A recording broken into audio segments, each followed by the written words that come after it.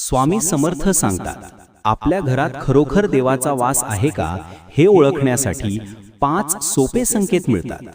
एका भक्ताने स्वामी समर्थांना विचारलं, माझ्या घरात देवाचा वास आहे का? स्वामी महाराज शांतपणे हसले आणि म्हणाले, बाळा, देवाचा अंश घरात आहे की नाही हे या 5 गोष्टींनी कळतं. पहिला संकेत, सद्भावना आणि प्रेम. घरातील माणसांमध्ये जर नेहमी प्रेम, आपुलकी, आदर आणि शांतता असेल तर देवाचा वास नक्कीच तिथे असतो. दुसरा संकेत, सतत नामस्मरण. ज्या घरात रामनाम किंवा दत्त दत्त असा नामगजर होत असतो त्या घरात देव स्वतः वावरतो. तिसरा संकेत, अन्नात समाधान. अन्न हे पूर्ण ब्रह्म आहे. थोडं असो वा जास्त, सर्वजण घरात समाधानाने जेवत असतील तर ते घर देवालय बनतं. चौथा संकेत, अतिथीचा आदर सत्कार.